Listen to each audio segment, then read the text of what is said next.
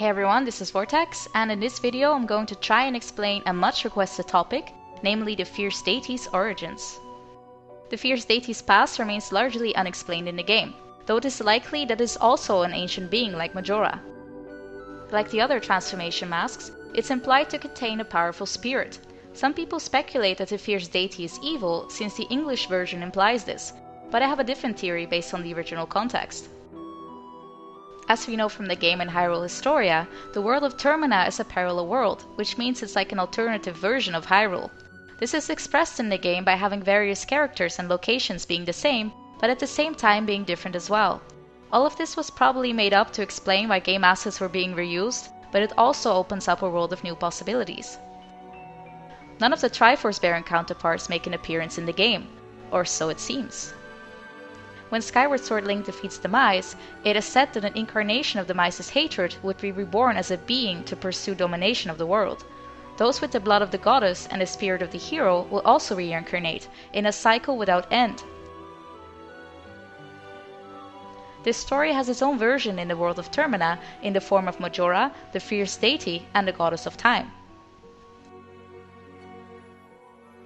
Majora, as the incarnation of Demise, is not a soul per se. It is an emotion of distilled hatred sealed away in a mask that had slowly become sentient. I base this on the fact that Majora's mask is not a transformation mask, despite having such great power. The emotions of hatred were sealed in the mask a long time ago, long before the ancient tribe emerged and started using the mask in its hexing rituals. Many of Majora's characteristics imply that the mask has gone insane, reveling in the misery of others. It doesn't seem to have any more motives than just causing torment and eventually destroying the world for its own amusement.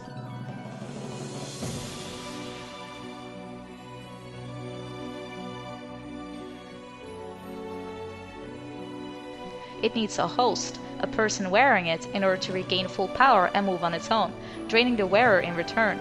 The various incarnations that the mask takes during the final battle are seemingly bizarre, and it doesn't fight with clear strategy in mind. The Fierce Deity's mask is a bit more complex. Link retains some aspects of his appearance in all transformations, like the hat and the color scheme. The transformation masks themselves, however, look like the race of the soul the mask originally belonged to. The Fierce Deity resembles adult Link in both transformation and the mask itself, and even the voice is the same. This isn't just a coincidence. It seems that this mask contains the actual spirit of a god, referred to as the Fierce Deity. Since the mask looks and sounds so similar to Link, it seems to me that this mask is in fact Hylia's chosen hero of Termina. Just like Majora, he was locked away in a mask long before the events of Majora's Mask. This of course leaves Hylia's counterpart unanswered. Hylia has been known to have created the Gates of Time in Skyward Sword. Fi also tells Link that Hylia is guiding Link from the edge of time.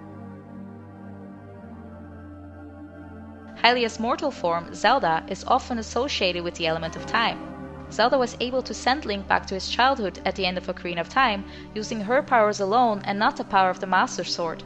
This is quite unusual, as prior to this, the only way to travel back and forth was with the pedestal of time.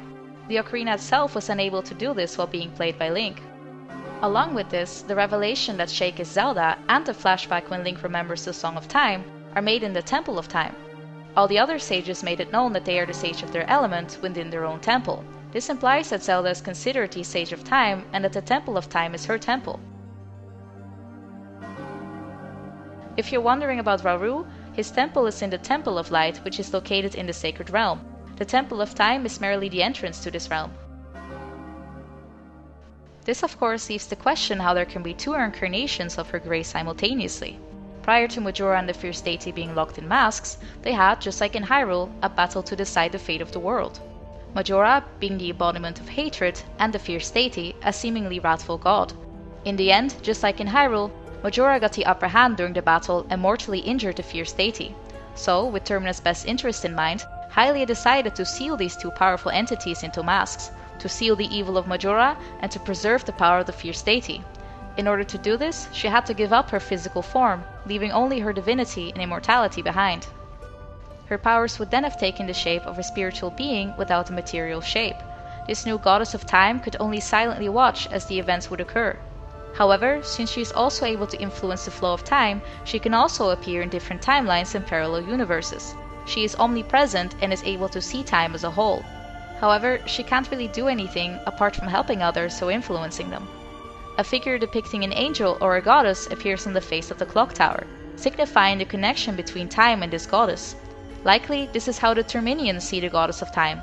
No one has ever seen her, but they feel her presence, so she is depicted in an artistic way. Majora's Mask and the Fierce Deity's mask had lain dormant for thousands of years until the ancient tribes stumbled upon Majora's Mask. They decided to use this mask for their hexing rituals until they eventually were consumed by corruption. Majora's Mask was sealed again until it was found by the Happy Mask salesman. There's about a month between Link arriving in Termina and Skull Kid obtaining Majora's Mask. Skull Kid could have easily used this time to look for the Fierce Deity's mask while fooling around with his pranks. The Gossip Stone in Ikana Canyon states that the Fierce Deity's mask, a mask that contains the merits of all masks, seems to be somewhere in this world. This implies that the Fierce Deity's mask already existed outside of the moon, so it wasn't created there. The mask was likely hidden in a place where mere mortals couldn't reach, but Skull Kid, with the powers of Majora, had no issues uncovering it. Majora likely kept the Fierce Deity's mask as a trophy in order to prove he bested both the goddess Hylia and her chosen hero. The Fierce Deity would be unable to do anything without the host wearing it, so Majora kept it out of reach of others. Link obtains the Fierce Deity mask by trading all of his regular masks to the Lunar Children. The child wearing Majora's mask then decides to give him the Fierce Deity's mask and suggests they play a game of good guy against the bad guy. He calls Link the bad guy, probably because in his eyes, Link is trying to stop him from having fun. This, along with the item descriptions, imply that the Fierce Deity's mask is pure evil, but I don't think that's the case.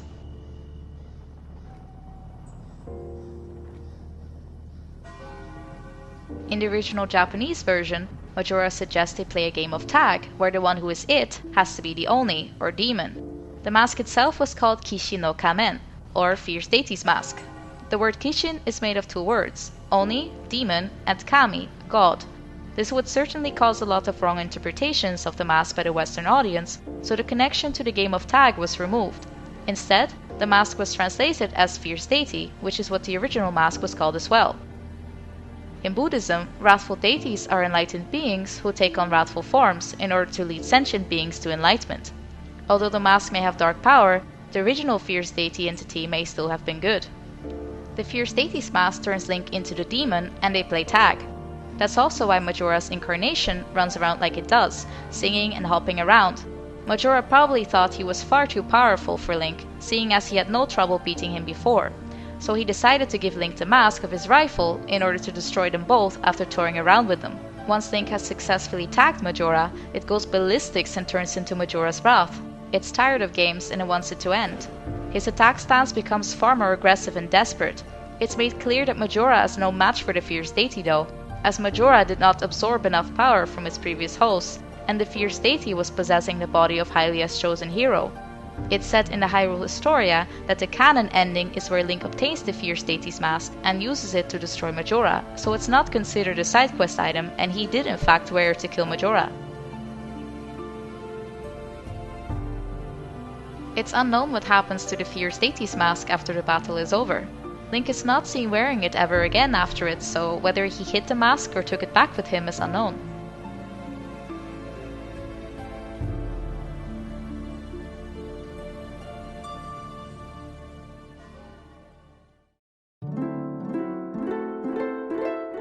Hey, thanks for watching, and if you enjoyed this video, check out some of my other theories.